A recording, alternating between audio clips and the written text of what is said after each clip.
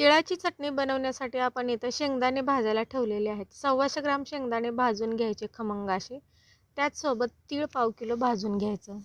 तीळ भाजत असताना थोडासा कढीपत्ता टाकायचा आणि 4 ते 5 मिनिट भाजून घ्यायचं. भाजून झाल्यानंतर लसणाच्या पाकळ्या 3 गड्डे सोलून घ्यायचे आणि हलकंसं भाजून घ्यायचं. थंड झाल्यानंतर मिक्सरच्या भांड्यामध्ये वाटून घ्यायचं.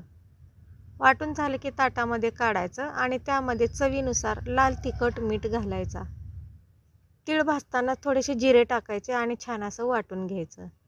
इथे आपलं तिखट मीठ टाकून झालेलं आहे. तिखट मीठ तुम्ही तुमच्या आवडीप्रमाणे टाका. छान असं मिक्स करून घेऊया. मिक्स झाल्यानंतर त्यामध्ये गरम करून घेतलेला लसूण टाकायचा आहे आणि पुन्हा एकदा आपल्याला मिक्सरच्या भांड्यामध्ये हे वाटून घ्यायचं आहे. तर अशा प्रकारे मस्त अशी खमंग चविष्ट आपली इथं तिळाची चटणी तयार झालेली आहे. व्हिडिओ आवडल्यास लाईक करा, चॅनलला सबस्क्राईब करा, शेअर करा, कमेंट करा.